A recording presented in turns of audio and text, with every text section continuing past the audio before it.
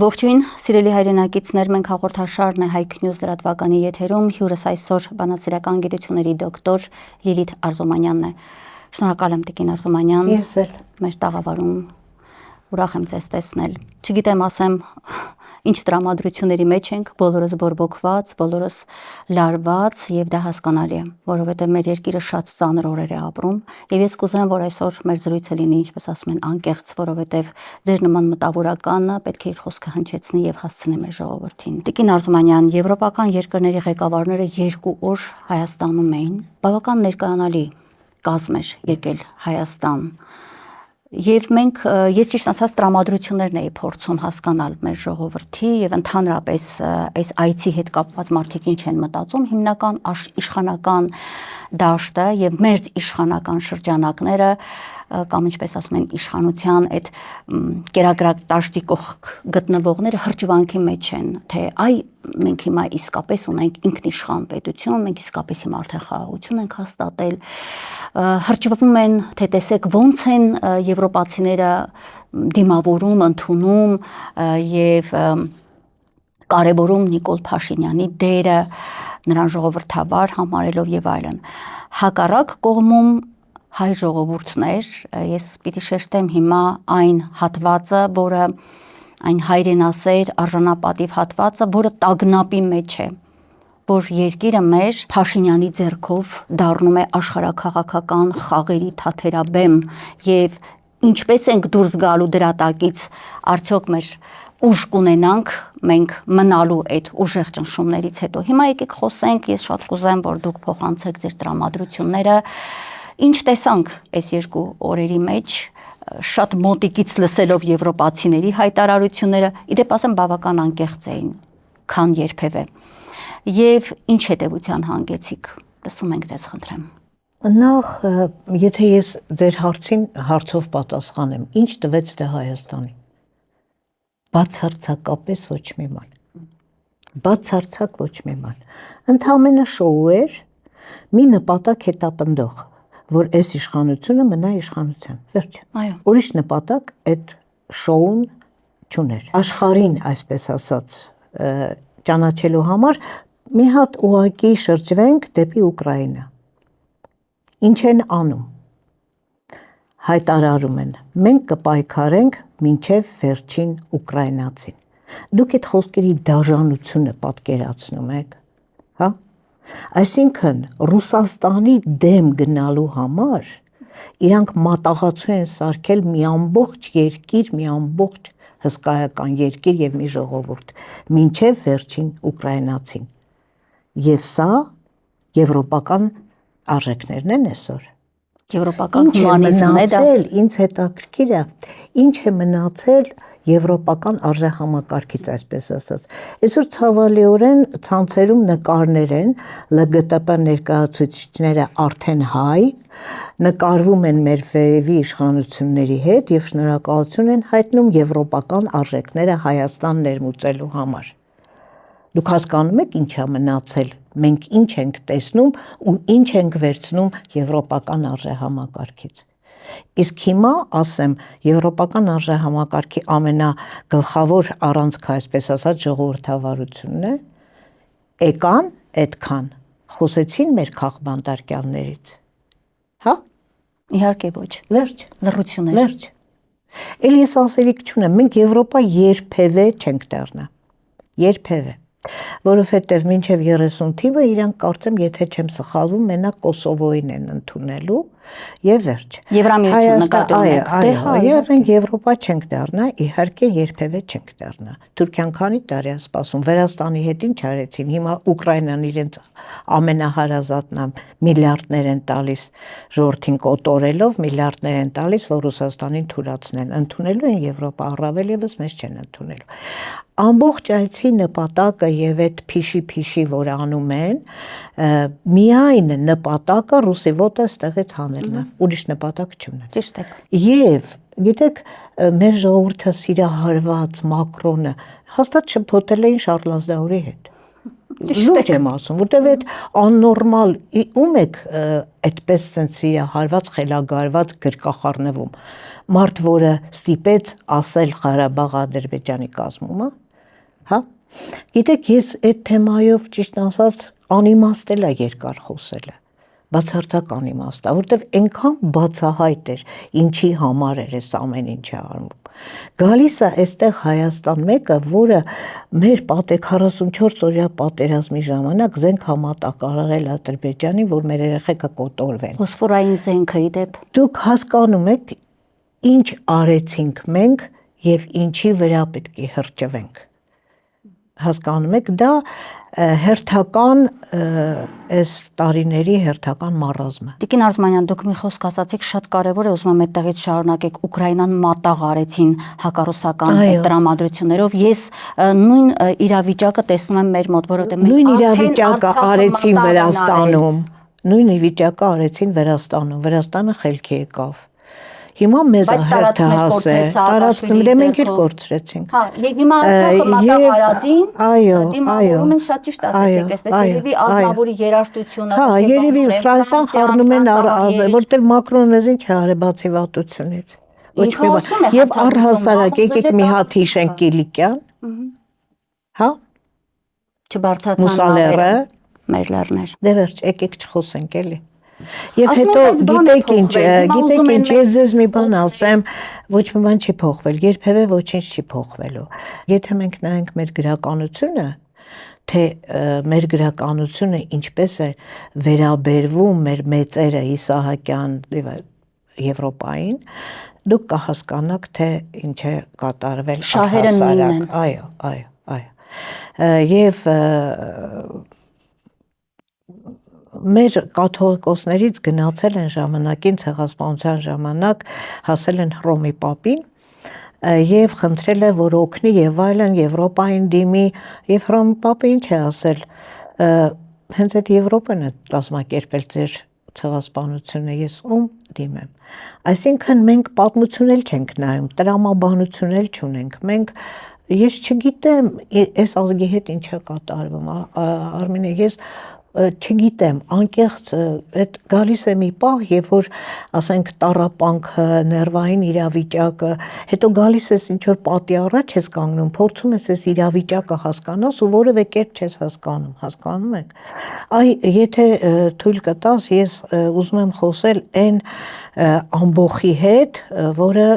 սիրահարվեց 18 թվին եւ մնաց սիրահարված։ Մեր հայ ժողովուրդը սիրահարվեց մեկին ով ասում էր Արցախը Հայաստան է եւ վերջ։ Ով ասում էր Հայաստանը Դամասիսարն է, Վանն է, Մուշն է, Նորավանքն է, ճիշտ է։ Սիրահարվեց մեկին, որ ասում էր խաղաղությունը դա իրականում կապիտուլյացիա է։ Ճիշտ է։ Եվ բառացի ես իր ասածներն եմ կրկնում, բառացի։ Ամիջապես այդ նույն մարդը ինչ ասում է այսօր բացարձակ հակառակը հասկանում եք երբևէ կպատկերացնեիք որ կարող է Հայաստանը ունենա հայ ղեկավար որը կասկածի տակ դնի ցեղասպանությունը հա Իսկ 2 տարի առաջ ներողություն եմ խնդրում հիշեցնեմ շատ կարևոր մի բան էր նաև հայտարարում ասում էր Թուրքիան մտնում է Հարավային Կովկաս շարունակելու համար ցեղասպանությունը դա իր բառերն են խորհրդարանի ամբիոնից եւ այսօր ինքը գնում է ուրացման ճանապարհով չես հասկանում բացարձակ չես հասկանում դուք պատկերացնեիք որ երբևէ հայ ղեկավար դուրս կգա եկեղեցու դեմ ասում են եկեղեցու չէ տափակ խավ կա որ եկեղեցու դեմ չի կաթողիկոսի դեմ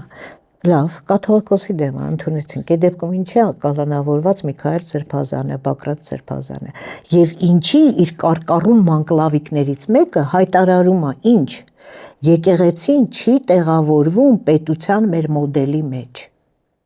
Ուրեմն պիտի ոչնչացնեմ Իսկ այդ մոդելը որն է իրական Հայաստան մոդելն է Ես դիմեմ այն սիրահարված դեռևս հպարտ մնացած այսպես այսքան ստորացած նվաստացած ընկճված հուսահատված երբևէ այս ազգը չի եղել Ուզում եմ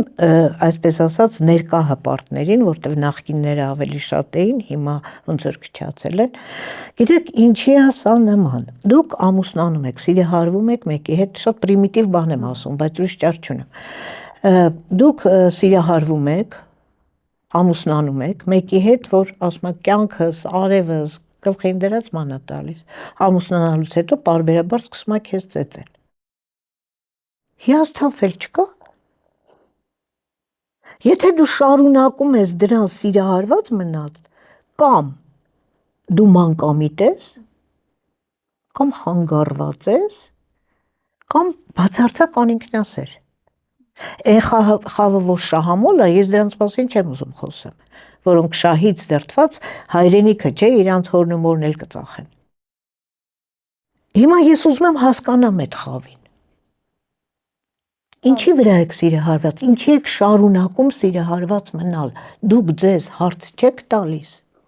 Ունեն հետևյալ պատասխանը, խաղաղություն է բերում Չէ, խաղաղություն դա իհարկե աբսուրդ է, ես ասում եմ իր բառերը դրա համար բերեցի։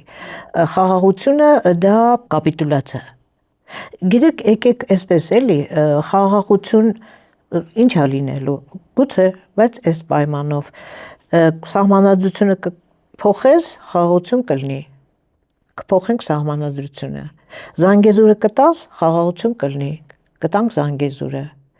Սևանը կտաս, խաղաղություն կլինի։ Եկեղեցին հարամես, խաղաղություն կլինի։ Այսինքն խաղաղություն, որը դառնա Արևմտյան Ադրբեջան։ Ես այդ խավին պետք է նաև խնդրեմ, մեկ-մեկ մեր թշնամի երկրի խոսքերը լսեք, նրանց տեսանյութերը նայեք, անցյալ անգամ ցույց են տալիս Բաքվում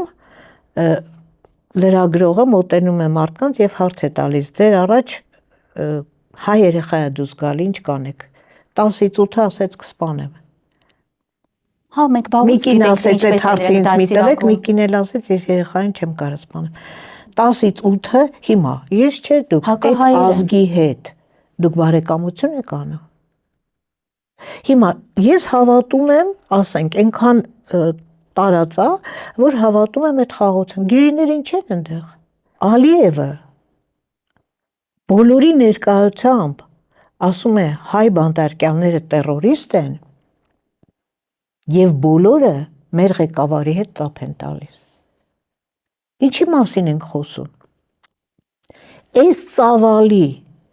այս խորությամբ ողբերգություն անհնար է պատկերացնել։ Ժողովրդի մի մասը հասկանում է, բայց կա մի խավ,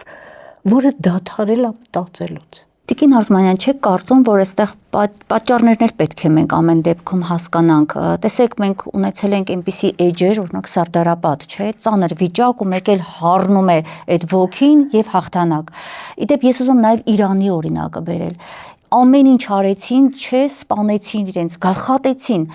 Թվում էր ըստ հաշվարկների Միացյալ Նահանգների, որ պետք է Իրանի ժողովուրդը ծնկեր։ Ճիշտ հակառակ պրոցեսն եղավ։ Շտկեց մեջքը եւ դարավոր պատմություն, մշակույթ ունեցող երկիր է։ Մենք էլ Բայց ինչ է կատարվում։ Հիմա կարող է պատահի մեր վրա շատ ուժեղ 30 տարի շարունակ հստակ տեխնոլոգիաներն աշխատել են, հտններ, չգիտեմ, չէ, ուղղակի դեգրադացվեց, ժողովուրդը դեգրադացվեց, տգետ դառավ։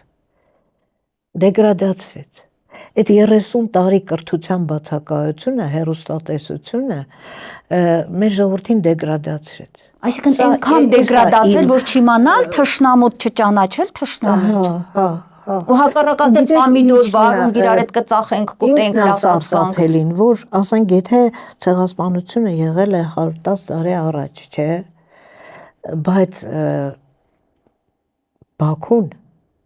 Սումգայիթը, Ղարաբաղը քնած մեր ջահելին սպանելը դրանք էլ հոմեր քթիտակ են այսինքն այդ փաստերը ցույց են տալիս որ թուրքը մնում է թուրք եկեք Հեմինգուեյին բերենք օրինակ եթե որևէ մեկը ինձ ասի թուրք դա իմ համար ամենամեծ վիրավորանքը կլինի հասկանում եք եւ հանկարծ հայ մարդը ասում է եթե թուրք եք ասում ես չեմ վիրավորում Չէ, ես հասկանում եք, ես հավերժական թշնամության կողմնակից չեմ բնավ, բայց եղել է պատմական մեծ ողբերգություն, հասկանում եք, ընդամենը իմ ուզածը ինչ է այս աշխարից, ասել ներողություն, էլ չի կրկնվի, մենք դա չենք ստանում, ես ոնց ներեմ, չենք ստանում, և դա ունի, նոր ասեցի, իր շարունակությունը, հասկանում եք, դա իր շարունակությունը ունի, Ղարաբաղում էլի թուրքերը մորթել են, էլի ընտանիք են մորթել, մորացել եք այդ դեպքը, ռուս խաղաղապահները փորձել են կանգնացնել, նկարել են և հետո սպանել են այդ ռուս խաղաղապահներին 6 հոգու։ Որպեսզի չտարածվեր տեղեկատվությունը։ Բայց եկեք մի հասկանանք ինչպես է այդ ամեն ինչին պատասխանում Փաշինյանը, ասում է այդ հայրենասիրության մոդելը 30 տարի մեզ ներարկված, մեզ բերում էր անընդհատ պատերազմի։ Ժողովուրդ ասում է դրանից պիտի ազատվենք, որ հանգիստ ապրենք։ Պատմական արդարության վերականգնումից պիտի ազատվենք, որ խաղաղ ապրենք։ Չէ, գիտեք ինչ, եկեք այսպես էլի, ես ուղղակի ի վիճակի չեմ իր ասածները մեկնաբանը։ Հա, ի վիճակի չեմ։ Մտածողությունից դուրս հնարավոր չի, ուղղակի հնարավոր չի։ Այն անգամ ասում հարցնում են որտեղից ես, ասում են Վանից։ Իմ պապը Սասունից է։ Իմ պապի ամբողջ ընտանիքը կոտորել են։ Մնացել է մենակ ինքը։ Անդրանիկը զորքով երեխեքին հավաքել է, բերել է հանձնել է ամերիկյան որբանոց։ Ես մոռանամ։ Եվ այդպես ամեն մի հայ ընտանիք։ Անունը չհիշեմ։ Սա նորմալ չի, էլի նորմալ չի։ Ոչ մի ասածը նորմալ չի։ Ձեր կարծիքով լավ ինչ է կատարում է ժողովրդի։ Ինչ ենք էսենց մեջքներս կոտրել։ Չեմ հասկանում, ինչ որ մի մասը դարել աղանդավոր, պատերազմը մեր մեջքը կոտրեց, անքանակ ստերը երբ որ անverջ ասում են, ինչ որ բան երևի ստեղ մտնում է, տրամաբանությունը դարել է ինչ որ անհասկանալի երևույթ, բառ, առանց բովանդակության, ճիշտ ասած չեմ հասկանում, բայց ես դրա համար ասեցի, ես այսօր չեմ հասկանում։ Ես ուզում եմ մասնագետների նաև խոսքը հիմա բերել, տեղեկատվական մարդիկ ասում են, որ մենք գտնվում ենք տեղեկատվական պատերազմի մեջ, տեղեկատվական պատերազմները ահավոր են։ Եթե պատերազմ է, դեմ դիմաց դու թշնամուտ տեսնում ես, պատերազմ է մի քիչ ուրիշ իրավիճակ է, բայց տեղեկատվական պատերազմը, որը այսպես գալիս է զգուշորեն ու մտնում մարդկանց միտք, ուղեղ, պղտորում մտքերը, դարձնում այնպես ինչպես մտածողություն է փոխում, այսինքն մենք այդ վիճակի մեջ ենք։ Տարիներ շարունակ Նիկոլ Փաշինյանի այս 18-ից սկսած հակառուսականություն, հակահայկականություն եւ հիմա էլ YouTube-ը, Facebook-ը ամբողջությամբ ծառայեցվում է իրենց քարոզչությանը, սոցցանցերը եւ երեք Ռոբերտ Ամստերդամը, այդ հրաշալի իրավաբանը բերում էր փաստեր, թե ինչպես են Facebook-յան ալգորիթմները այս իշխանության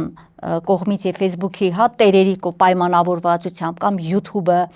ինչպես է աշխատում ի հոգուտ Նիկոլ Փաշինյանի։ Երբ որ մտնում ես տեսանյութ նայելու, գովազդը դուրս է գալիս եւ քարոզում խաղաղարար Փաշինյան, դիմացը իբր Սամվել Կարապետյան եւ մյուսները իբր պատերազմաբեր են եւ պիտի մեր երեխաներին տանեն Ուկրաինա կռվելու։ Հիմա ծնողը նայում է, չունի քաղաքական մտածողություն։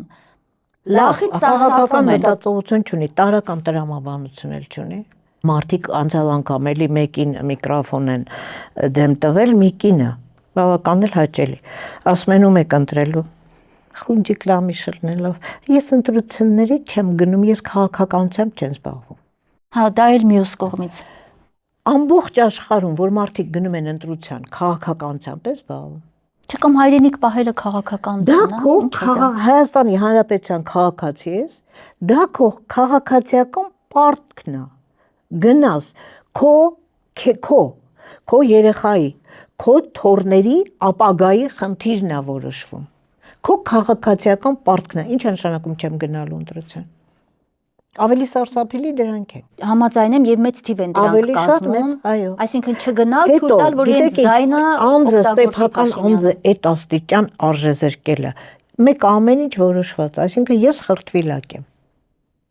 Յուրաքանչյուր ազգ մտածում է, ես խրտվիլակ եմ, ես 0 եմ, ես ոչինչ չասեմ, մեկը արդեն ընտրվելու է։ ընտրվելու է։ Դա տխմարություն է։ Ինչ տխմարություն է։ Դուք այն համոզման եք, եթե գնա հայ մարդը ընտրության հունիսի 7-ին, այո, լավ է լինելու։ Եվ հետո գիտեք ինչ, եկեք մի հատ իհարկե սարսափելի բաներ են մեզ սպասվում, սարսափելի։ վերընտրության դեպքում Փաշինյանի, Ես ամենաշատ սարսափում եմ այդ ադրբեջանցիների մուտքը Հայաստան։ Դա սարսափելի բան է։ Դա նշանակում է շատ կարճ ժամանակահատվածում հայ ժողովուրդ այլևս չի լինելու, պարզապես չի լինելու։ Ով կարող է կգնա, մնացածը կլինի փոքրամասնություն շատ արագ։ Սարսափելի բան է լինելու։ Հիմա այս ստախոսներն ասում են դուք խափում եք։ Հիմա եթե լսեն մեր եթերը, կասեն նստած քարոզում եք սուտ բանով է ձեզ ասել, որ 300,000 ադրբեջանցի, բայց անցյալ անգամ ընդամենը 2 օր առաջ հարց են տալիս մեր ղեկավարին, լրագրողը, ասում է գալու են թե չէ, այո թե ոչ։ 15 րոպե խոսեց, չասեց ոչ։ Ոչ էլ ասեց այո։ Ոչ էլ ասեց Պտտեց բարդ նախադասություններով, պարզ անտրամաբանական նախադասություններ, պատասխան չտվեց, թող տար։ Ուղղակի երևի մենք մեր ժողովրդին պիտի հիշեցնենք Ալիևի խոսքը, որը հենց հստակ ասել է 300,000 ադրբեջանցիների գալու մասին։ Նայեն մեր ժողովուրդը, նայեն նրանց։ Հարևանիս ասում եմ, այսպես է լինելու, ով ասեց։ Ալիևը բաներ կան, որոնք այսպես պետք է հասցնենք, փորձենք 1 ամսվա մեջ մեր ժողովրդի գիտակցությանը հասցնել, թե ինչ կկատարվի, եթե Աստված ոչ անի վերընտրվի Փաշինյանը։ Ընտրություն գնալուց առաջ մի ամիս է արդեն մնում։ Մի հատ մտածեն, ինչ եմ անում։ Տեսեք, էլի շատ պրիմիտիվ օրինակ եմ ուզում բերեմ, էլի։ Շատ կենցաղային, որտեվ լավ։ Երբ որ գնում են աղջիկ ուզելու հայերը, չէ, դուք ասում եք ինֆորմացիա, տեղեկատվական ճնշում եւ այլն, բայց մեր ազգային առանձնահատկություններ կան, որոնք մնացել են, չէ։ Գնում են աղջիկ ուզելու, հետաքրքրվում են, չէ։ Ինչ ընտանիքից է, հիվանդը հիվանդ չի, լիրբա թե լիրբ չի, հետաքրքրվում են։ Հիմա դուք գնում եք ձեր ղեկավար ընտրելու, չեք հետաքրքրվում, չեք մտածում, ով է։ Այդպես 18-ին գնացինք ցուցակներով ընտրեցին, չէ։ Մարդիկ, որոնք բացարձակ կենսագրություն չունեն։ Կենսագրություն չունեցող մարդիկ, ինչ որ միտեղ ավարտել են կամ չեն ավարտել, պետք է դառնան դեպուտատ։ Եվ այդ կենսագրություն չունեցող մարդիկ այսօր այնպիսի բաներ են խոսում։ Ինչ ասես, չգիտես, ասես զառանցանք, ասես ավելի ուզում են այն Հռոմի պապից ավելի կաթոլիկ Երևան, եթե ղեկավարը մի բան ասում է, ավելի անհեթեթ բաներ իրանք են կրկնում, ավելի անհեթեթ ձևակերպումներով, բայց դրանց ժողովուրդը ընտրեց բերեց։ Հիմա դու գնում ես ղեկավար ընտրելու։ Դու քո տղային աղջիկ ընտրելու չես հետաքրքրվում ես այդ ազգային այդ պահը մի հատ արթնացրու, մտածի ում ես ընտրելու։ 2018-ին այդ հարցը տվել էին, կներեք, միջանկյալ ասեմ, որ լավ հետաքրքիր օրինակ ասեցի, գնում ենք աղջիկ ընտրելու կամ տղա, ժողովուրդը լսեց այդ մասին, հայրն էր խոսել Նիկոլ Փաշինյանը 2018-ին լրագրողը հարց է տալիս։ Պարզ ասեց, իրեն մի ընտրեք, ժողովուրդ ավելի լավերը կան։ Հիմա ժողովուրդը չլսեց, լավ, այդ ժամանակ համարենք էֆորիայի մեջ էին, չլսեցին եւ հետո ինքը ականջահաճո բաներ էր ասում։ Հա, կոռուպցիա, որ բոլորին քալանչիներին փողեր վերցնել են, բաժանեմ ձեզ։ Բաժանեց, ավելի աղքատությունը ավելի վատ վիճակում եղավ։ Հիմա այսօր թոշակներն են բարձրացրել, ինչքան։ Բայց ժողովուրդը գիտակցում է, ասում է դուք միլիոններով պարգևավճար եք ստանում, ինձ նետում եք 10,000, որ 1-2 օր էլ չի բավարարում։ Հաշվարկներ գոյություն ունեն, տարական հաշվարկներ։ Նախկինները թալանում էին, հասկացանք, լավ, ճիշտ է, թալանում էին, ընդունեցինք, ասենք թե։ Նախկինների օրոք 6 միլիարդ էր պարտքը, հիմա 14 միլիարդ է։ Հիմա կներեք, ինչ է փոխվել, գործարաններ են սարքվել, ժողովրդի վիճակն է շատ լավացել, ինչ է պատահել։ Ես չեմ հասկանում այդ ռասաստրուկ արտահայտությունը, բացարձակ չեմ հասկանում։ Գիտեք ինչ, դա էլ հոմեր քթիտական, դա ամենը 30 տարի առաջ մենք ապրում էինք սովետական Հայաստանում, ճիշտ է, երբ որ Հայաստանը ռուսները, այսպես ասած, վերցրեցին Հայաստանը, որից հետո շատ կարճ ժամանակահատվածում 3 անգամ մեր բնակչությունը ավելացավ, 3 անգամ, արդյունքում մենք ունեինք արդյունաբերական հզոր երկիր, ապահով, ով էր մտածում թուրք կհարձակվի,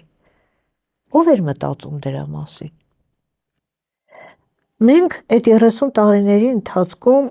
ունեցանք համալսարան, ունեցանք գիտությունների ազգային ակադեմիա, ճիշտ է, կառուցեցինք Սարտարապատի հուշահամալիր, Եղեռնի հուշահամալիր, մենք նկարեցինք Ձորի Միրոն, մենք նկարեցինք Նահապետը, այդ ստրուկի կարգավիճակ էր, Արժեքներ ստեղծեցինք, այո, եւ ավելի գիտությունը խորացրեցինք մեր զարգացավ, մենք ազգային։ ունեինք աստղադիտարան ամբողջ աշխարհով հայտնի, հիմա կներեք, հա որ Անգլիան գնացել է այդ գաղութացրել են, այնտեղ համալսարան են սարքել, այսինքն ռսաստրուկ այդ արտահայտությունը ինքը ինչ բլթացնում է, թութակի նման կրկնում են, ռուսաստրուկ ձրի բնակարաններ եք ստանում, ձրի կրթություններ, ձրի բժշկություններ, գործարաններ ունեինք, արդյունաբերություն ունեինք, Ասում են հիմա դա ռուսի, դուք տեսեք ոնց են խափում մանիպուլացնում, հիմա առավել քան երբևէ, երեք ասում էր Ալեն Սիմոնյանը, մենք անկախ ենք, մենք ինքնիշխան պետություն ենք, ոչ ոք չի կարող թելադրել, Եվրոպացիները թելադրում են, ասում են չեն կարող թելադրել։ Բայց դուք Եվրոպան անկախ չի։ Դռնե դուռ ընկած ցնդված ման են գալիս, որ Ամերիկան կարող է պահարզան տա։ Ոչ մեկ անկախ չի, այս աշխարհում անկախ չկա տենց բան։ Բայց ո՞նց են ուղեղները լցրել մեր ժողովրդի։ Իդեպ Արցախի պահովել, անընդհատ հավատացնում են երկու ուղղությամբ, հիշում եք, ասում էին նախկիններն են տվել, մեկ էլ ռուսներն են տվել։ Բայց տեսնում են, չէ, Մակրոնը բացահայտ իր հարցազրույցում ասում է, որ ես եմ հորդորել, պահանջել, որ Փարփինյանը հանձնի Արցախը։ Ամենամեծ այսօր ցավը, տառապանքը, մտահոգությունը, տխրությունը իմ ժողովրդի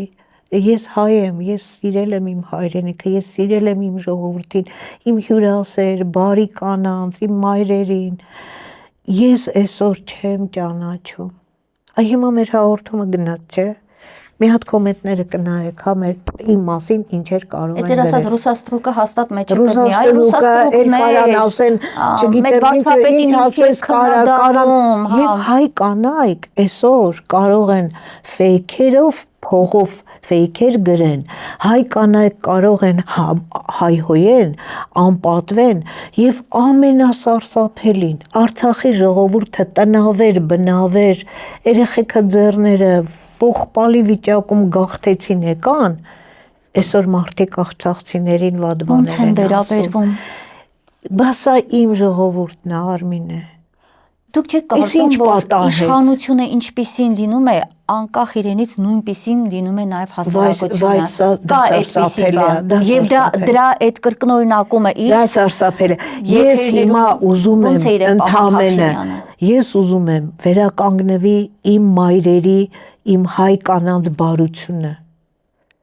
Ես ուզում եմ վերականգնվի մեր տղամարդկանց թասիբը։ Ես ուզում եմ վերականգնվի իմ ժողովրդի ինքնասիրությունը։ Հասկանում եք։ Դա որ դեպքում կարող է լինել, կարծում եմ չի կարող է իշխանության պարագայում լինել։ Իշխանափոխության դեպքում։ Իհարկե։ Միայն։ Մի հատ տեսնենք, հա, ոնց է։ Ասենք ժողովուրդը մենք եղել ենք այն ժողովուրդը,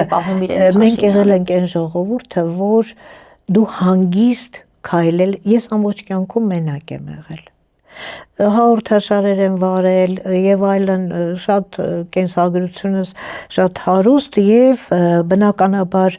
թատրոն, համերգ եւ այլն, մանավանդ որ 10 տարի հաղորդաշար էի վարում, պետք է նկարեի այդ թատրոնները, ինչի համար եմ սա ասում, ուշ ժամերի մենակ վերադառնում էի տուն։ Ընդ որում ֆինանսապես երբեք ապահովված չեմ եղել, միշտ տրանսպորտով եմ շարժվել, կանգ առու միջել եմ, հասել եմ տուն, երբևէ Այն ջահել տարիներից առ այսօր ես իմ Երևանում չեմ վախեցել ոչ մի բան։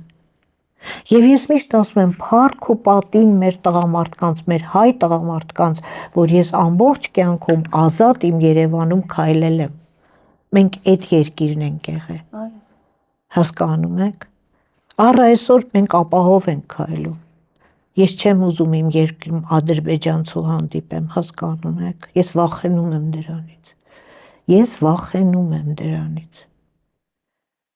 Ես ուզում եմ իմ ժողովրդին ճանաչեմ, ես ուզում եմ տեսնեմ 88-ի ժողովուրդը, երբ որ մենք հայրենիքի ցավով ենք, երբ որ մենք միակամ ենք, միահամուռ ենք, երբ որ միտինգները ավարտվում էին, մենք հասնում էինք կանգառ եւ կանգառում մեքենաները կանգնում էին, գոռում էին, մասիվ են գնում, կոմիտաս են գնում, ով որտեղ գներ լցվում էր, տանում էին ժողովրդին։ Ես այդ ժողովուրդն եմ ուզում, բայց հո չկորավ, չմեռավ այդ ժողովուրդը, կա չէ։ Հանգամանքների բերումով վատը դուրս եկավ, ես ուզում եմ այդ վատը գնա, վերանա, խորտակվի ու վերականգնվի իմ 88-ի ժողովուրդը։ Տիկին Արզումանյան, դա չի կարող լինել այս խայտառակ քարոզի պարագայում։ Լույսը բացվում է այդ զարուրելի սրտիկներով, ինչայլոց ասեմ, մարմնի այդպես ինչ-որ ուսումնասիրման գիտություն կա, ժեստերի լեզու կա։ Ինձ մասնագետները շատ վատ բաներ են ասում Փաշինյանի այդ սրտիկների հետ կապված, սատանիստական, ընդ որում ասում են, երբ որ նա մտնում է եթեր, մի քանի րոպե լուռ է։ Այդ պահին նա վատ բաներ է ասում արհայ ժողովուրդ։ Եվ ես ուզում եմ, որ իմ ժողովուրդը իմանա, որ իր այդ ուղարկած սրտիկների հետևում գուցե եւ սատանիստական ինչ-որ, չգիտեմ, վատ խոսքեր են ուղված մեզ։ Կարծես այսպես մեզ թակարդի մեջ գցած լինեն ու մենք չենք կարողանում դուրս գալ, ժողովուրդը չի կարող։ Դուք ձեր զարմանքը, ձեր ցավը, ձեր տառապանքը այնքան հասկանալի է։ Ամեն մի արժանապատիվ հայ այդպես է իրեն զգում։ Եվ հարցեր, թվում է պատասխանները չկան, բայց պատասխանը մեկն է, երկիրը մեր ղեկավարում է մի անձ, որը հայի ու հայկականության հետ ոչինչ առնչություն չունի։ Եկեղեցին իմ քանդում են Ստեփանակերտում։ Ես գիշերը չեմ քնել, երբ որ տեսա Մեսրոպ Մաշտոցի նկարը Այբենարանից հանված։ Գիտեք, մենք ունենք Այբուբեն, որ ամբողջ աշխարհը լուրջ խոնարհվում է այդ Այբուբենի առաջ։ Ֆանտաստիկ ինչ-որ մի բան, ֆանտաստիկ։ Մինչև հիմա հանելուկներ կան մեր Այբուբենի մեջ, որ շատերը դեռ գիտնականները չեն կարողանում բացահայտել։ Երևի գիտեք այդ նյուանսները, երկաթի եւ այլն։ Մենք ունենք բացառիկ Այբուբեն, որտեղ յուրաքանչյուր հնչյուն ունի իր տառը։ Աշխարհում տենց Այբուբեն չկա, հասկանում եք։ Եվ հանկարծ հայ մարդը այսքան դար հետո, ասում եմ, կարող է գողացել է, եկեք նկարը հանենք։ Թուրքական թեզ, ինչպես հարուստ ցեղասպանության պարագա։ Խելագարվելու բան, հասկանում եք, չի անհնար է, շնչահեղձ է մտնում, շնչահեղձ։ Եվ նախարարը ասում է, չենք հանել, վերցրեք հեռախոսը, բացեք, չկա էլի, ոչ կազմի վրա կա, ոչ բան կա, բացեք, չգիտեմ 20-քանիերորդ էջը, ընդեղ էլ չկա։ Այդ հեռախոսը պահեք, կարող է դե երևա։ Նախ առաջի դասարանի երեխան ինչի պիտի այդ որակի հեռախոս ունեն, կամ վերջապես դա ինչ աբսուրդ է, ինչ առանցքա։ Ու պետքով անց է։ Այսինքն, եկեք տրորենք մեր սրբությունները։ Մասիսը հանեցիք, լավ, դե վերացրեք, ես տեսնում եմ ախր, վերացրեք, մեծ վարակույր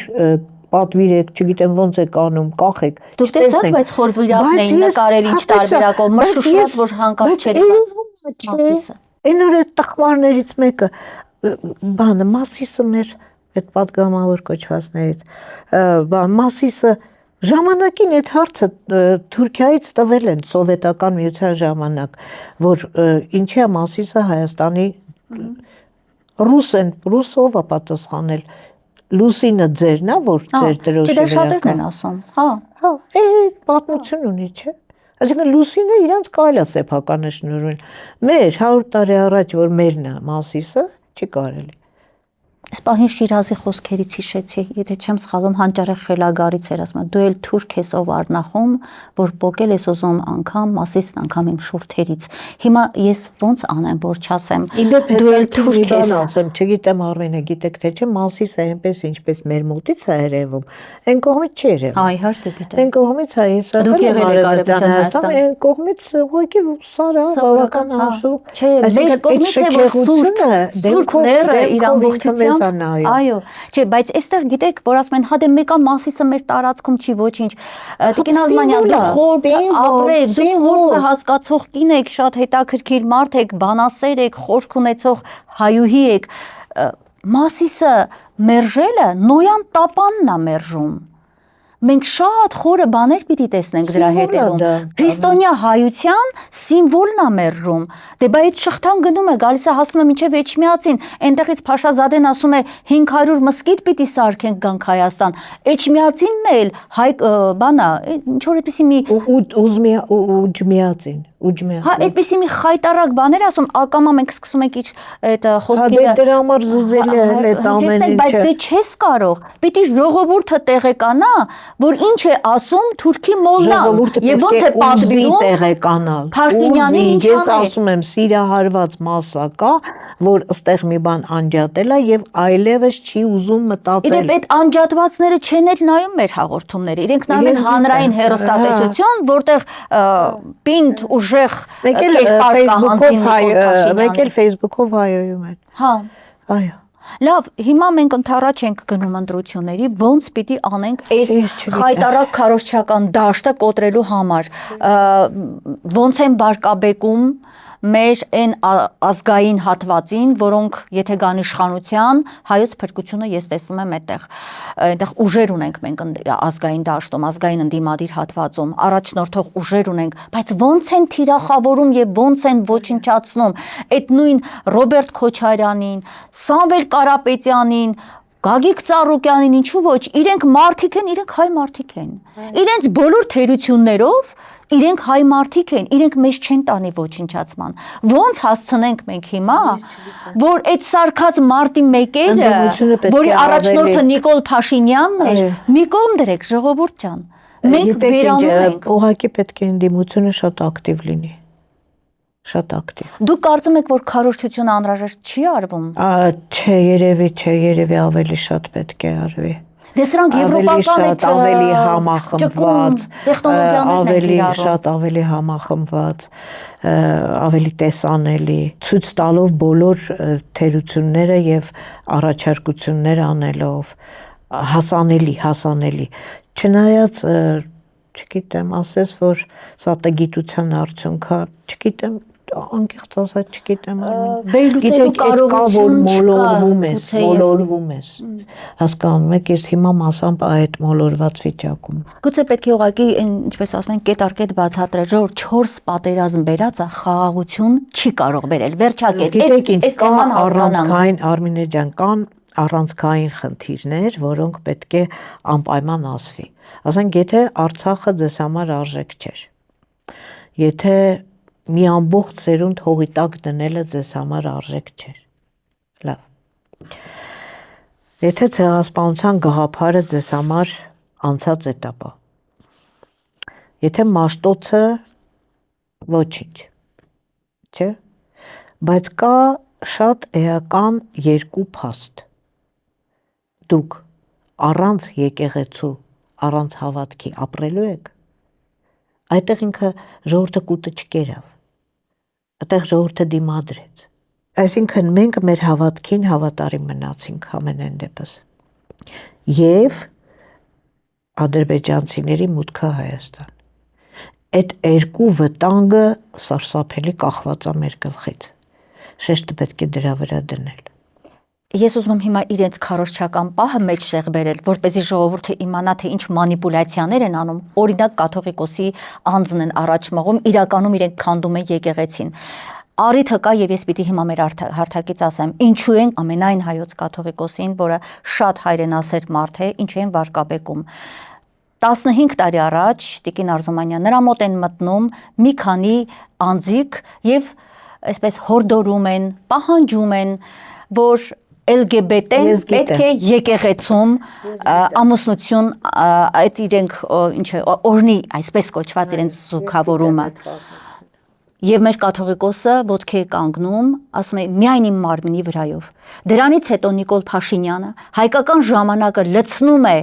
հակաեկեղեցական, հակակաթողիկոսական հոդվածներով եւ քանի որ կային ուժեր, որոնք այդ ժամանակ օգնում էին իր հայկական ժամանակի սպառմանը, ամբողջ մեր հանրապետությունով մեկ տարածվում էր նրա խայտարակ կեղծիկ պարունակող հայկական ժամանակը, որի երկրորդ էջում պարտադիր Azr Info-ի ինֆորմացիաներն էին տեղ գտնում։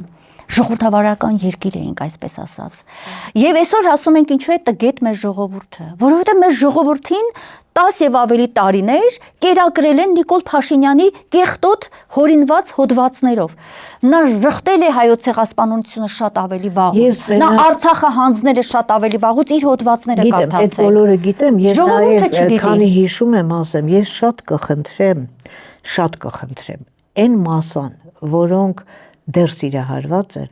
կարդան իր գիրքը։ Այո։ Ուղղակի խնդրում եմ, կարդան իր գիրքը։ Էլ ասելիք չունեմ։ Գուցե պետք է բաժանել այդ գիրքը։ Իսկապես այս ընտրությունների ընթացքում ես շատ եմ խնդրում, գնում եք աղջիկ ուզելու։ Չէ՞, գիրքը կարդացեք էլ։ Թե ով է մեր արժև կանգնած։ Այդքանից հետո եթե կգնաք, կուզեք, Աստված ձեզ հետ։ Կարծում եմ, էլ հարցնելու բան չկա, ինչպես ասում են ամեն ինչ ասված է, ամեն ինչ դուք ասացիք, մնում է, որ աղջիկ ուզող գնացողները, մեր ընտրողները իսկապես գիտակցաբար հասկանան, որ կամ այդ օրը կամ մենք հայրենիք ենք ունենալու հաջորդ օրից, հունիսի 8-ից, կամ չենք ունենալու։ Եվ այստեղ այն որ ասում ենք գոյապահպանության կռիվ է, այդ հենց այնպիսի խոսքեր չեն էլի։ Անգամ հայրենիքի հարցը լուրջ դրված է։ Հայրենիք ունենալ չունենալու հարց։ Ուզում եմ, բայց որ ձեր տեսակը թևաթափ չլինի, մենք Չէ, գիտեք, ես ասում եմ, ես կարծեմ էլի եմ ասել, հիմա էլ կասեմ, մեր պատմությունը շատ դաժան է եղել, շատ տխուր ու շատ դաժան, անկումներ շատ ենք ունեցել, բայց ապրել ենք, կանք, անցյալ օրը ես դրսի իհարկե մի հաղորդում եմ նայում գիտնականների, որոնք գենետիկայով են զբաղված եւ ապշահար ապացուցել են, այսինքն հայտնաբերել են ավելի ճիշտ, որ ինչ կայուն է մեր գենետիկ կոդը։ Հենց բացառիկ կայուն չի աղավաղվել այսքան դար։ Եվ ես հավատում եմ այդ գենետիկ կոդին։ Այո։ Մենք ունենալու ենք բարի կանայք, արժանապատիվ կանայք, թասիբով տղամարդիկ, խելոք ջահելություն, նվիրված ժողովուրդ իր հայրենիքին եւ գիտակից։ Ես դրան հավատում եմ։ Այս ժամանակավոր ինչ որ անկում է ամոթը, մենք ջնջելու ենք այս ամոթի էջը մեր պատմությունից։ Ամենաամոթալի էջը, ամենաամոթալի։ Շնորհակալ եմ Տիկին Արզումանյան, հենց այստեղ էլ ավարտենք, հուսով եմ մինչև հունիսի 7 մենք դարձյալ առիթ կունենանք հանդիպելու եւ մեր ժողովրդի աչքերը բացելու, իրականությունը տեսնել է պետք։ Շնորհակալ եմ ձեր կարևոր խոսքի համար։ Ձեզ հաջողություն։ Վերհիշեցնեմ իմ հեռուստադիտողներին, այսօր մենք տաղավարում ես հյուրընկալել էի հարգարժան մեր Լիլիթ Արզումանյանին, բանասիրական գիտությունների դոկտոր։ Լավ եղեք, կհանդիպենք։